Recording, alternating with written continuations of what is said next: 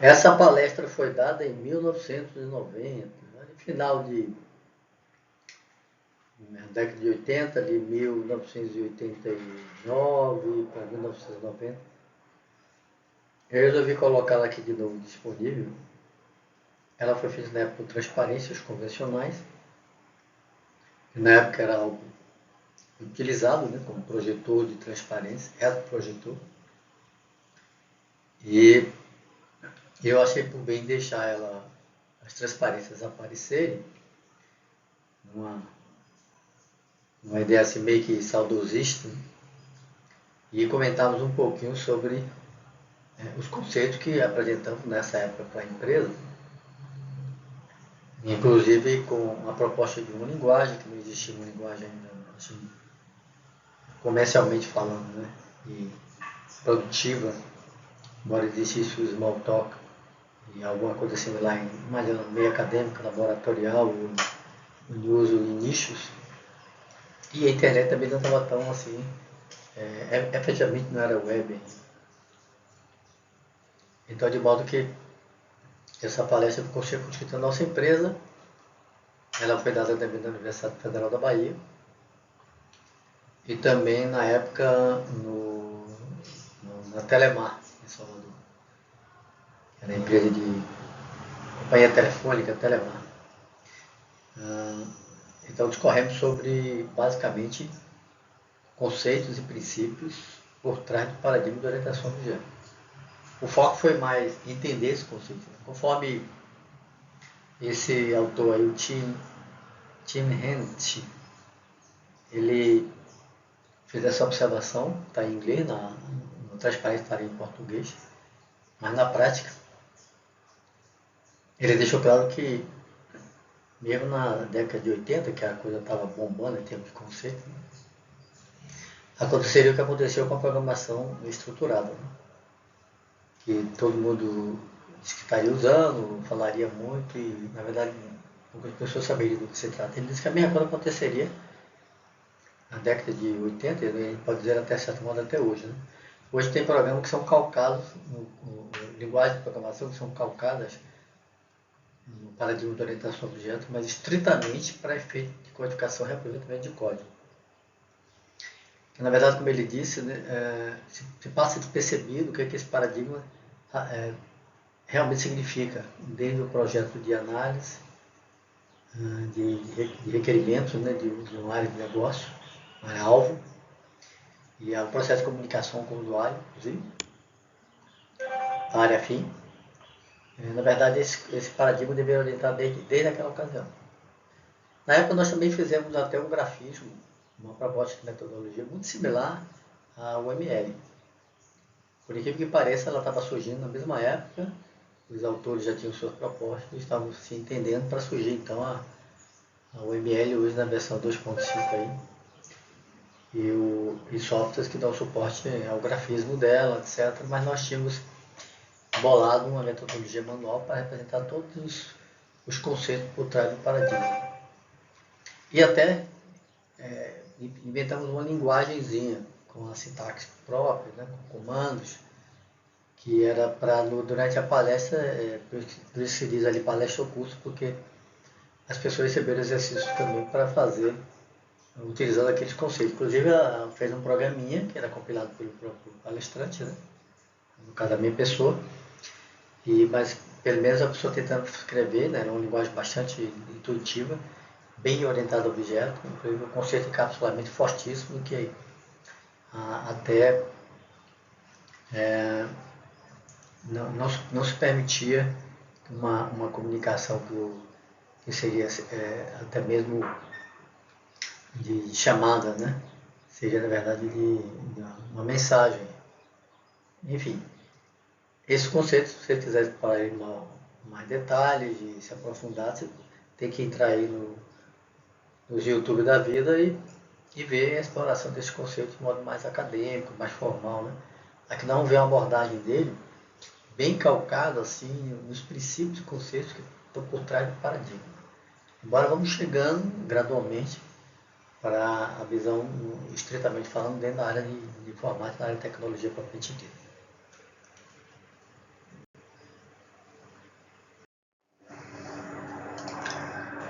Na ocasião, o próximo slide, esse aqui, fazia uma visão geral do que nós iremos apresentar. Primeiro, uma introdução com os conceitos básicos por trás do paradigma. E feito isso, com essa abordagem bem conceitual em princípios, iremos avançar para o contexto da informática, fazendo a sinergia dos conceitos com o mundo real da tecnologia, incluindo programação, técnicas de modelagem e metodologia. Por isso, depois de abordarmos essa visão mais pragmática de métodos usados para modelagem de dados, entidade de relacionamento, inclusive a comparação entre os paradigmas existentes e o paradigma de orientação a objeto, quais eram a diferença, aí avançamos para discorrer sobre como seria a modelagem de objetos, como é que se faria isso. Permitir que os conceitos e princípios por trás do paradigma influenciassem exatamente essa forma de fazer a modelagem, desde os requisitos do sistema até a própria implementação em uma linguagem que suportasse os conceitos, claro. E, por fim, uma coisa mais abrangente, discorrendo sobre possíveis metodologias de desenvolvimento já naquela época. Conforme falamos, aqui já usávamos recursos, métodos e grafismos muito similares ao ML, né? E naturalmente ainda, porque usávamos um banco de dados que era com poucos recursos, né? Exceto a representação das tabelas, e não podia suportar relacionamento em tudo, que era o DASDO, né? Que era do ambiente Unisys. E nós usamos também o modelo de entidade de relacionamento para desenhar como é que seriam os arquivos do DASDO, né? E definimos relacionamento de modo meramente conceitual, porque a ferramenta não permitia implementar relacionamento. E na época até desenvolvemos também DMAGOL, que é a linguagem por trás do sistema operacional da Unisys, e desenvolvemos em DMAGOL uma ferramenta para suportar o conceito de two-phase transaction, que permitia que as transações em cima do ambiente do banco de dados fossem feitas respeitando o conceito das duas fases, né? De bloqueio, alteração e liberação. É o famoso commit, né? Que depois se evoluiu para as linguagens existentes. Essa era a ideia. E até também incluímos exercícios. Esse exercício aqui era como se fosse uma forma de fazer as mentes envolvidas na palestra, que nós chamamos também de curso. Esses exercícios eram para romper com o velho paradigma da cabeça dos programadores, do pessoal da área de informática do departamento lá.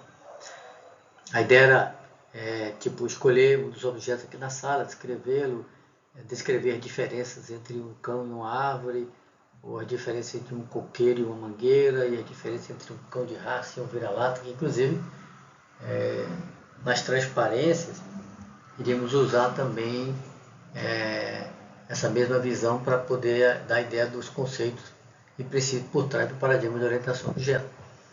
Se você quiser, você pode até tentar fazer a mesma coisa, que aí esse exercício vai ajudar a ver que os conceitos e princípios por trás do paradigma tem muito a ver com a maneira natural de vermos as coisas.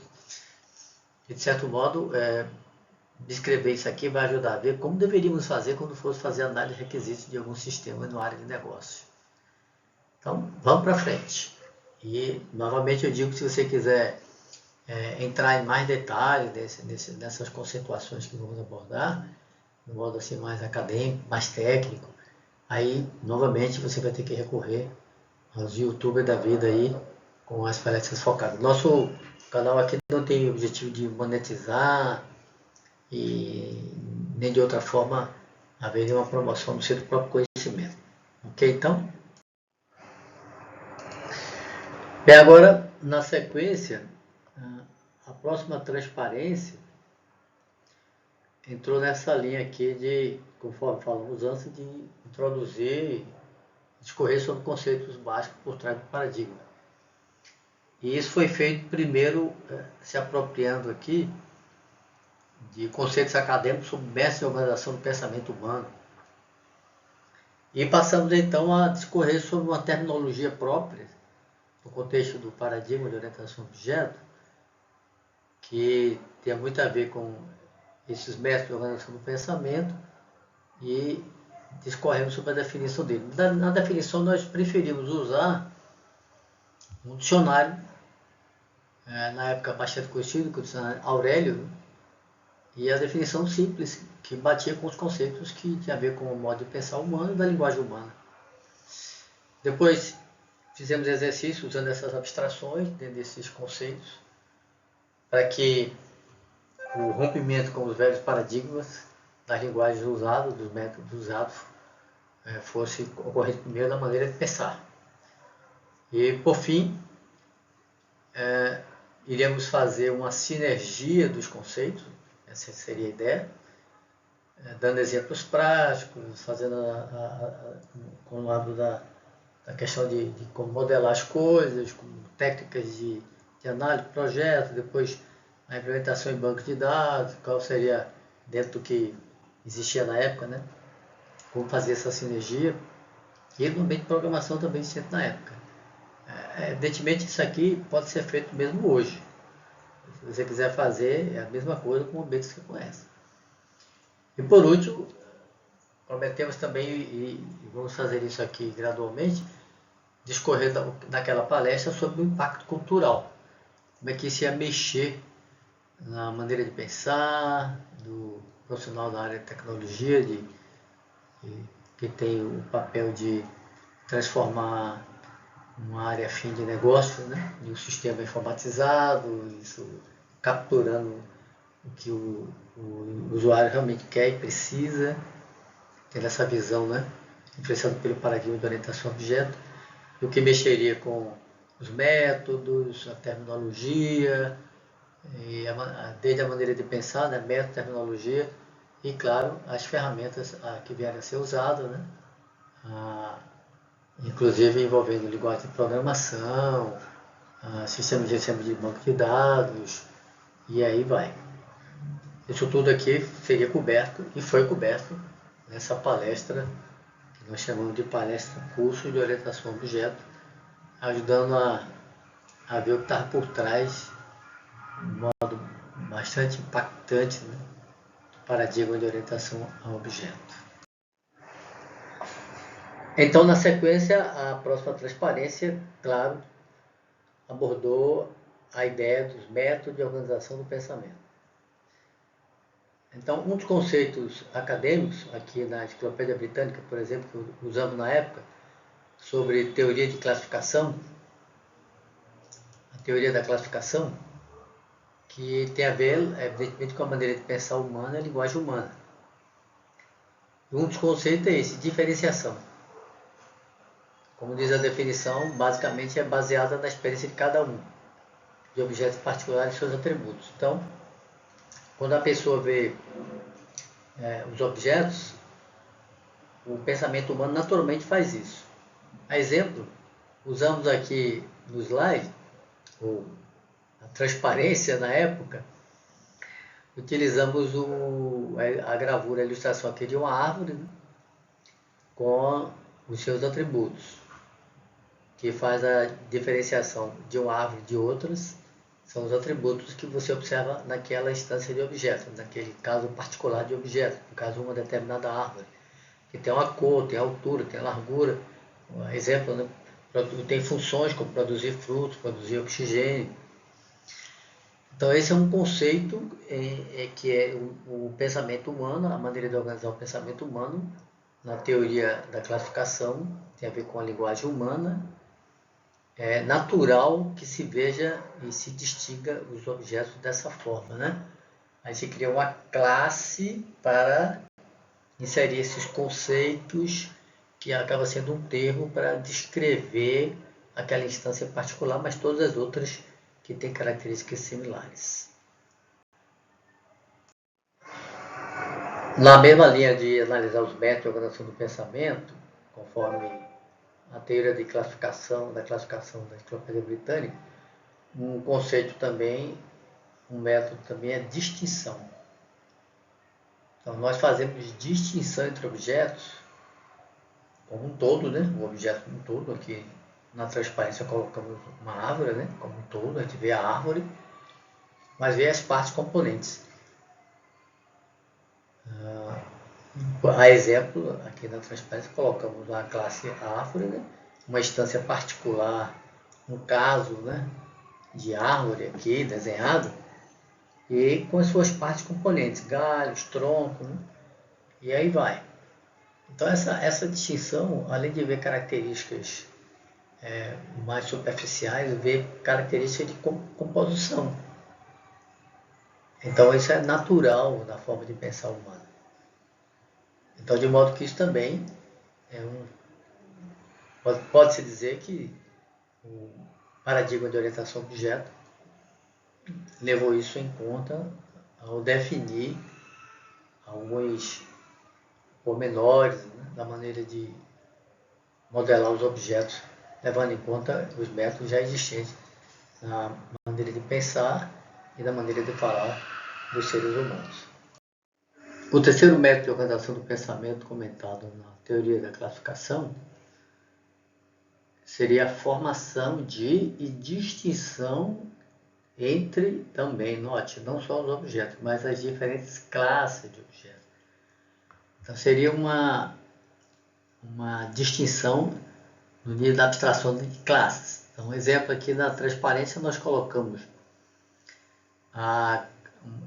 instâncias específicas de árvores, de uma subclasse, uma especialização aqui mangueira e outra aqui coqueiro, que tem duas instâncias de mangueira e duas instâncias de coqueiro. Cada um com as suas respectivas características, partes componentes, né?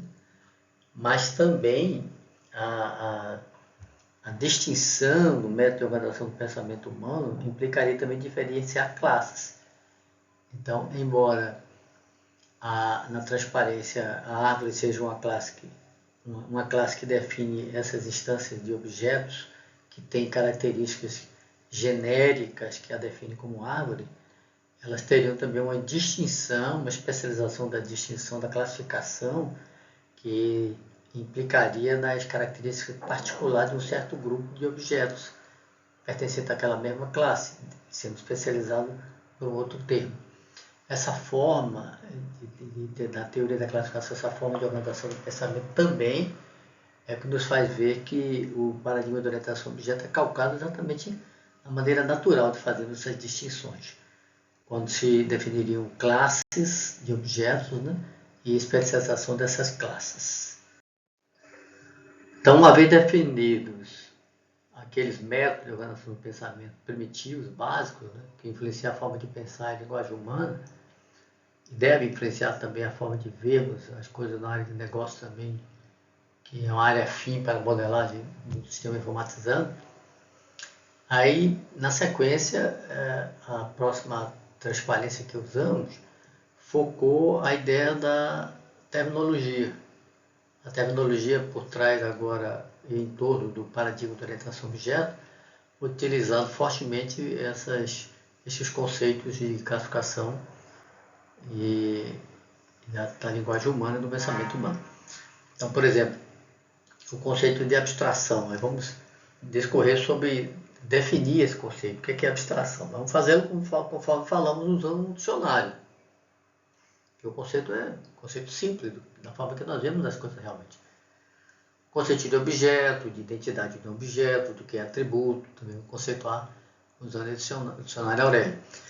O conceito de classe, o que é instância, o que é generalização, o que é especialização, tudo tem a ver com aqueles métodos de organização do pensamento.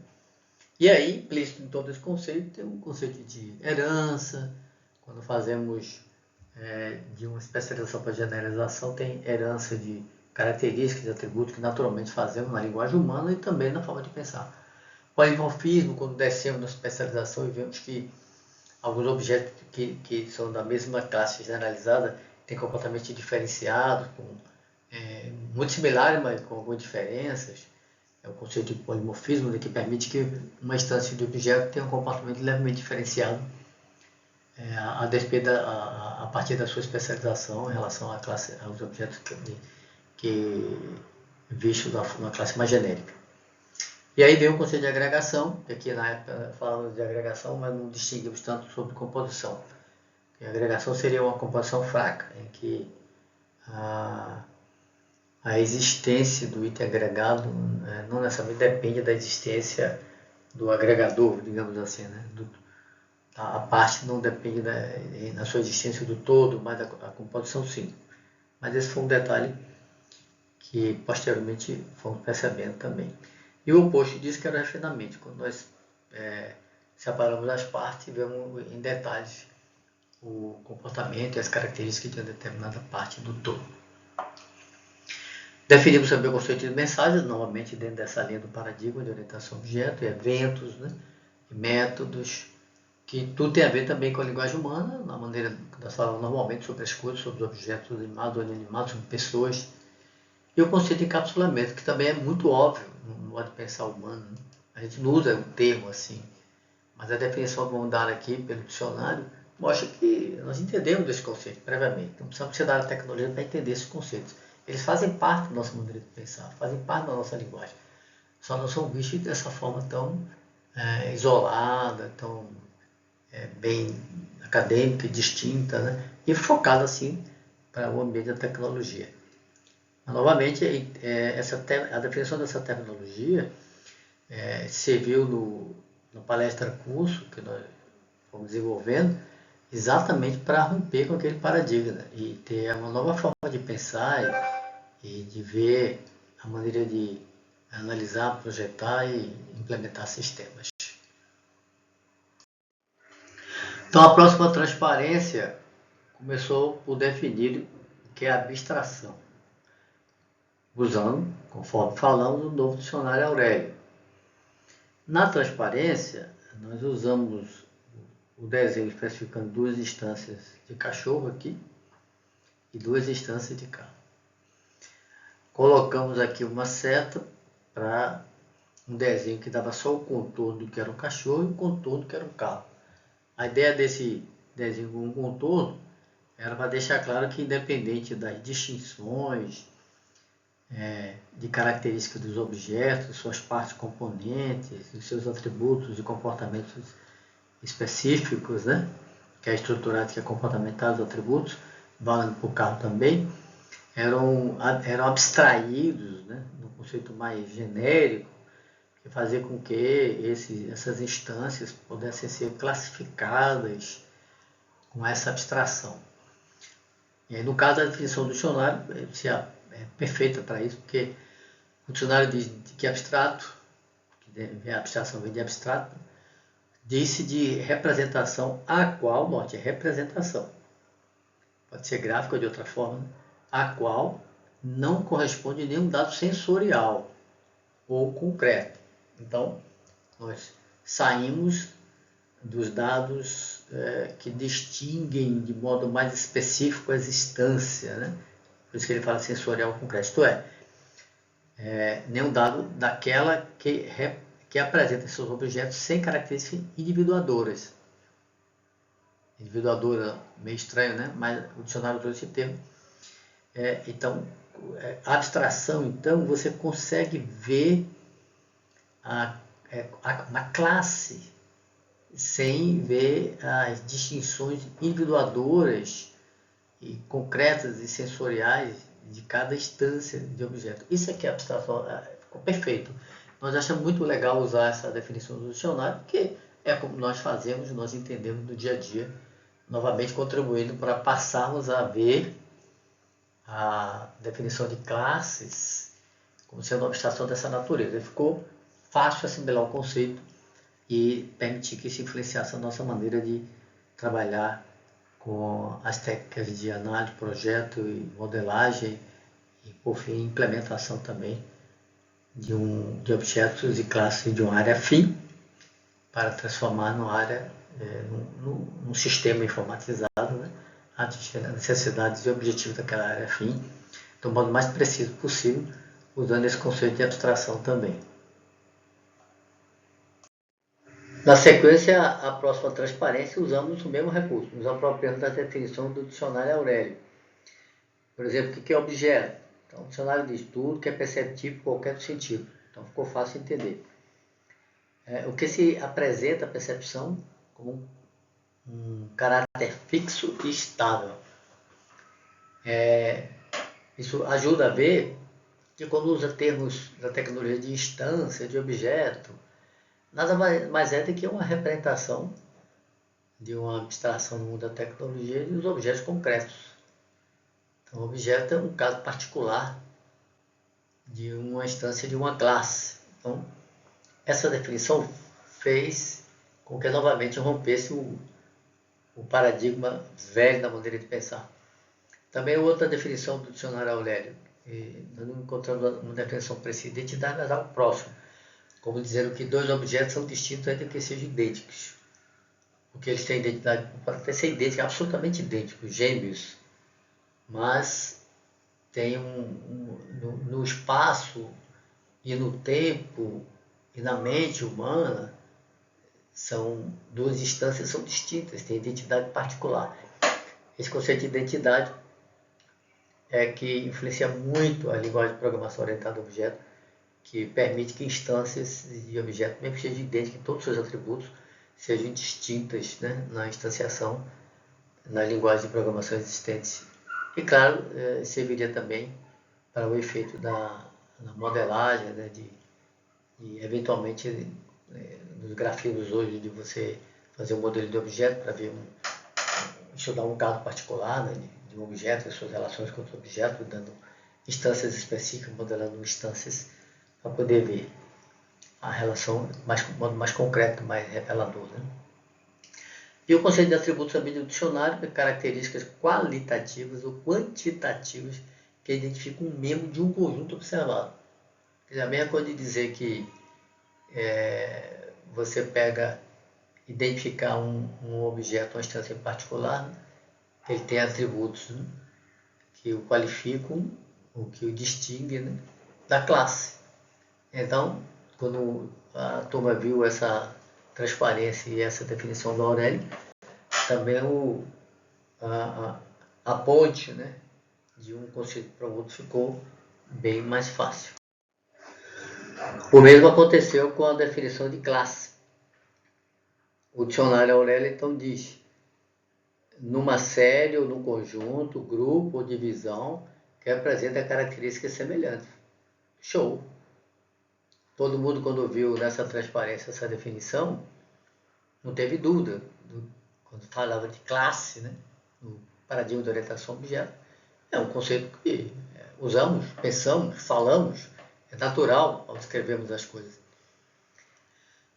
Temos exemplo aqui no caso novamente usando a classe de animais e definindo que a instância, que é um caso de objeto daquela classe, o dicionário novamente não deu uma definição bem precisa, mas teve termos bem próximos, como é o caso de objeto mesmo de uma classe. Então, exemplo, utilizamos um exemplo aqui, que qual o objeto da classe fornecedor que fornece computador modelo A9BR. Aqui no caso, quem trabalhava com Unisys, a gente usou esse exemplo aqui, né?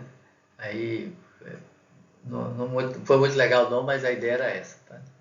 A ideia é dar um exemplo e a turma lá, como sabia do que se tratava, enxergou que aquela máquina em particular que nós tínhamos lá era um caso de uma classe de modelo A9R, que tinha como distinção, como atributo, né, o fornecedor Unisys, por exemplo.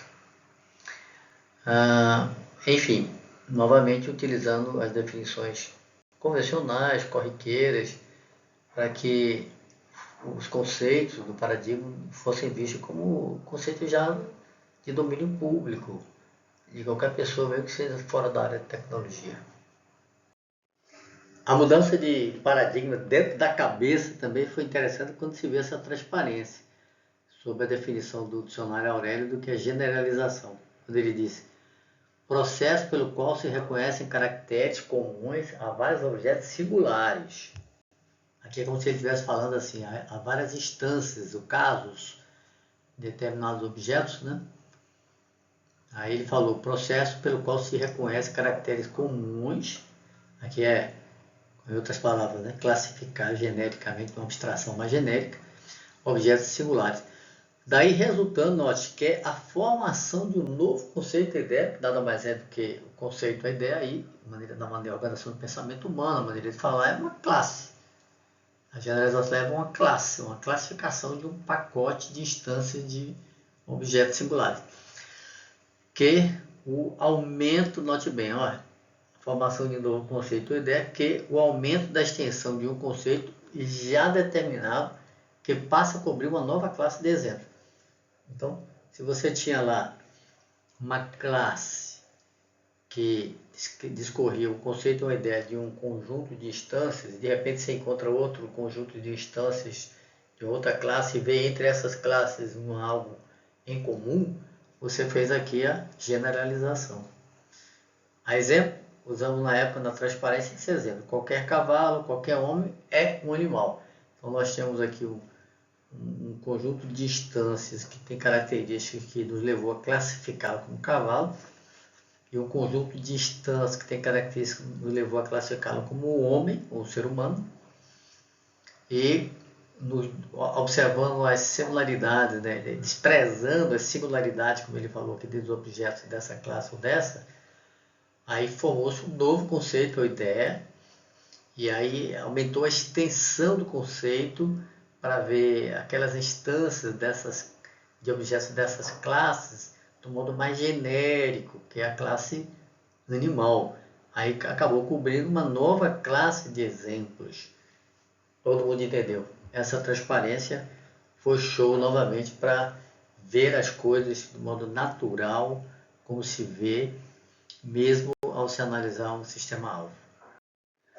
A próxima transparência discorreu então sobre a especialização,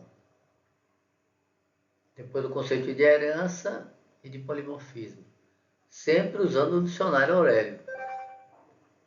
Então, exemplo, o dicionário Aurélio fala que especializar é mencionar ou tratar à parte, particularizar, singularizar. Todo mundo entendeu o que está se referindo. Quando temos uma classe mais genérica e queremos dar um tratamento à parte, nós fazemos exatamente o que o dicionário definiu. Para ajudar, na transparência colocamos que é o oposto da generalização. Também ficou fácil entender. Então, exemplo, na classe de animais, existem os racionais e os irracionais. Então, enquanto antes falamos lá da generalização, aqui falamos da especialização. E ficou claro que quando você vê as particularidades e as singularidades, aí acontece o inverso da generalização. Você começa a especializar um conjunto, uma classe de instâncias de objetos que eram definidos de determinado modo, como por exemplo, animais. Aí você começa a ver distinções que levam a novas classificações especializadas, como racionais e irracionais. Todo mundo entendeu também.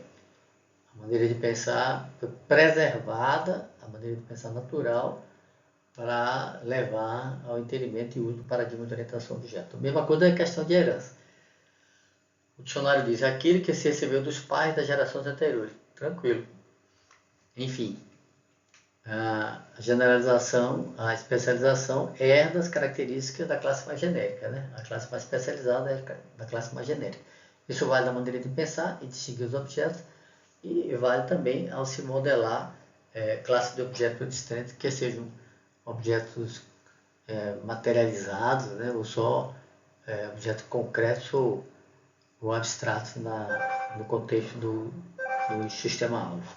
Mesma coisa, a definição do dicionário Aurélio para polimorfismo, dizendo que polimorfo é que se apresenta sob numerosas formas ou multiforme.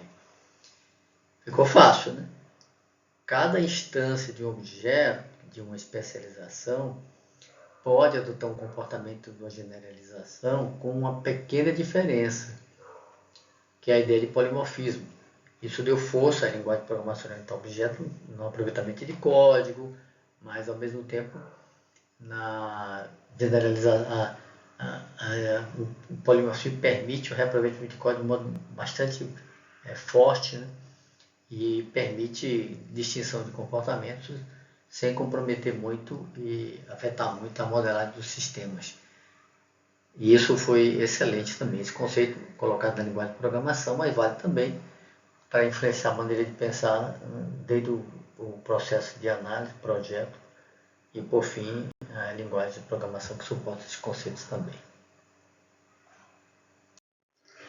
Já essa transparência discorreu sobre o conceito de agregação.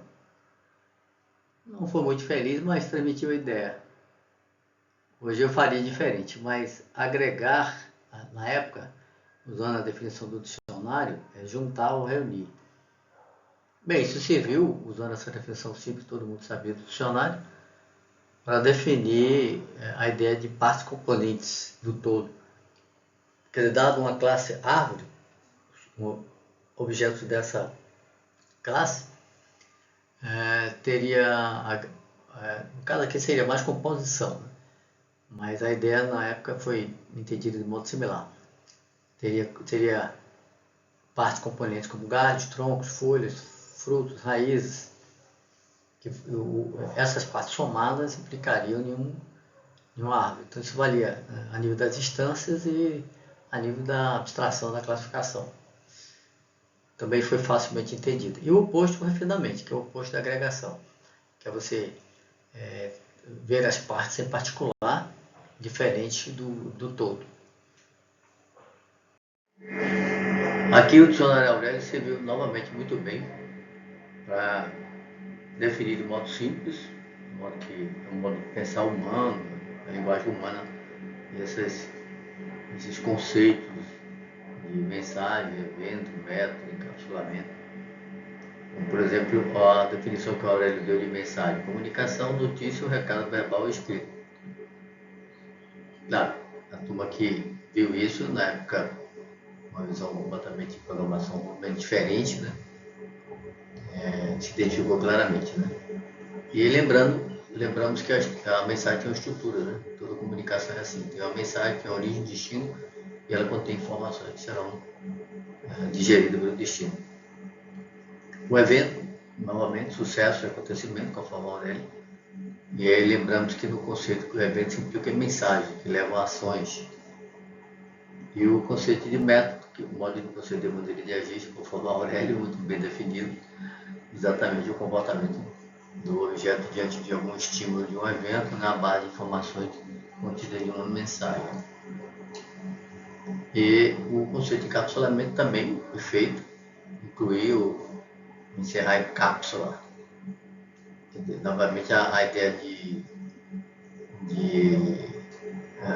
do encapsulamento aqui, usando a cápsula, tem tudo a ver, né? Até o termo aqui sugere, né, a ideia de cápsula. Então a ideia é coesão, tudo que está dentro, né? Está tudo dentro daquela cápsula, né? O contrário da coesão, né? Cria dependências desnecessárias e desestrutura, na verdade, a organização dos objetos, das classes.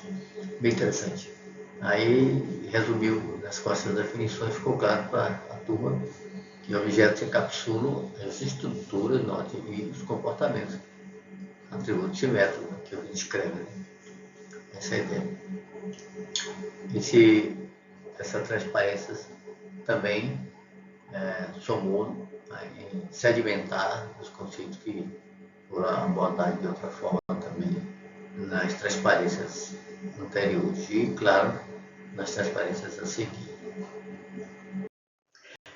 Essa outra transparência foi muito legal, é como se fosse uma junção, uma sinergia de todos os conceitos já discutidos, pegando as abstrações do que é agregação, classe, subclasse, envolvendo generalização, especialização, instâncias, a herança, mensagem, comunicação entre instâncias de objetos, e aqui a instanciação de objetos em particular, CAM1, CAM2, aqui na gravura nós usamos aqueles mesmos desenhozinhos, né? Mas aqui numa camada superior, a abstração em classes e atributos e subclasses, né? conceito de mensagem de herança, pegando as instâncias dos objetos aqui no caso, né? E inclusive distinguindo aqui um evento, né, que levou uma mensagem, o cão um mexendo com o outro aqui, aí o outro teria uma reação que é o comportamento, implicaria em um método, de como é que aquele comportamento seria expresso, né, qual seria a reação do outro cachorro, a instância de cão aqui, que no caso foi classificado como cão de raça, esse aqui é um cão vira-lata, né? Então aqui haveria dentro do polimorfismo, que os comportamentos, as reações seriam levemente diferentes por conta da especialização dessas instâncias, né, de objetos que estariam interagindo numa comunicação.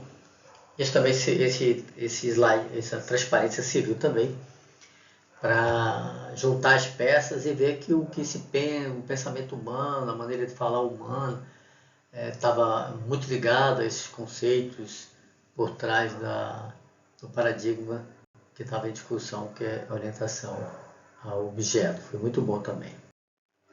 A essa altura, discorri todos aqueles conceitos, princípios por trás do paradigma, né?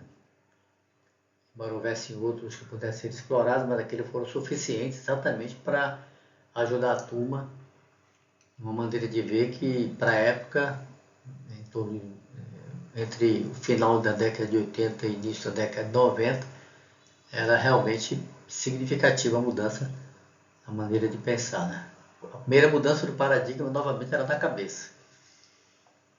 E aí fizemos a revisão de alguns conceitos, agora, conforme dito, no contexto da informática. Aqui realmente fez toda a diferença. Vamos ver só mais um detalhe de como a visão desses conceitos nesse contexto, como realmente mexe, dramático mesmo, no profissional, na maneira dele trabalhar e ver e usar as ferramentas e os métodos de análise, projeto, desenvolvimento, programação. Isso pode ter uma influência forte, né, na qualidade do requerimento do sistema até a implementação propriamente dita e manutenção futura. Essa transparência, então, com as reflexões, fechou com chave de ouro essa primeira parte da palestra curso de orientação a objeto, na década de 1990, final da década de 80 e início de 1990. Por quê? Porque essas reflexões, diante de tudo que foi discutido e analisado lá, mostrou como o paradigma, com os seus conceitos e princípios embasados, né, que o embasou, afetaria análise, projeto e programação. A exemplo, falamos aqui que a nossa forma de analisar um sistema, isso é colocação de vários funcionários na época também, é influenciada por ideias preconcebidas sobre como deveríamos projetá-lo para atendimento de seus requisitos. Claro, a ferramenta ou a técnica de modelagem ou o hábito desenvolvido na sua formação preliminar ou mesmo na faculdade, na universidade, acaba influenciando, gerando ideias preconcebidas sobre como projetar e atender os requisitos de uma área-alvo, né? O que leva a ver que ter esse conceito correto, uma forma natural de pensar, de falar, que está por trás do paradigma de orientação ao objeto, faz com que, em vez de deixar que as técnicas vigentes e os hábitos aprendidos, né, não determinem exatamente a forma de analisar e ver os requisitos e projetar. É exatamente o oposto. A mesma coisa em mais particular na área de projeto, né? Nossas ideias sobre projetos são influenciadas por ideias preconcebidas sobre como deveriam fazer uma codificação. Então, em geral, a elaboração do projeto em si, a organização dos dados, que estrutura de dados vão ter, como é que elas vão ser organizadas, como é que vamos armazenar esses, e que módulos de programação, como é que vão ser definidos, e enfim, isso também tem esse efeito adverso sobre o projeto. Enquanto que se for pelo paradigma de orientação a objeto com seus conceitos e princípios inerentes ao modo de pensar e falar humano, a gente faria exatamente o oposto. A gente permitiria que o projeto representasse o mais fiel possível a maneira de ver a realidade do ambiente de negócio na área alvo, desde seus requisitos, né, até o seu projeto. E por fim, a programação. Então, novamente, é dito, e já na época era dito, e ainda é verdade atualmente, que nossas ideias sobre codificação são fortemente influenciadas pela linguagem de programação disponível. Então, vai se escrever o código na visão da linguagem de programação, e não na visão da linguagem natural, ou de como os objetos e as classes e suas relações são vistas no mundo real. Então, aqui novamente, se a pessoa conhece programação estruturada ou assembler, ele vai querer dar a solução e codificar com essa visão. Então ele vai pegar e esfacelar todo o conceito natural e a visão natural dos objetos, suas classes. Agora, se for COBOL com a linguagem comercial, da mesma forma. Se for programação orientada a objetos, da mesma maneira. Então, conclusão, fechando aqui essa parte da nossa apresentação, o modo de pensar, note, olha, mudar o modo de pensar ou enxergar a respeito do mundo real ou do usuário. Essa é a ideia, que o paradigma de orientação a objeto atingisse esse foco, esse objetivo. Isso aqui ficou claro em toda a consideração que fizemos naquela ocasião e creio que para vocês também que estão vendo essa exposição agora novamente. Breve, não sei dizer quando exatamente, mas vamos para a segunda parte, em que vamos ver todo o percurso do resto da palestra. Essa palestra curso de orientação a objetos na década final de 80 para início de 90, e vamos discorrer sobre toda a influência do paradigma, uma comparação de método de análise, projeto, vamos ver uma linguagem fictícia de programação implementando os conceitos do modo mais purista possível, e vamos ver também discorrer sobre metodologias de modelagem e engenharia de software, levando em conta esse conceito e comparando algumas metodologias existidas na época, né? Algumas transparências que foram colocadas nesse sentido e uma visão futurista também que hoje nós já vemos ser realidade aí. Ok? Então, até a próxima, quando complementaremos essa palestra, né, com as transparências, dessa forma saudosista de rever uma palestra que parece tão atual e tão moderna, não é verdade? Até a próxima!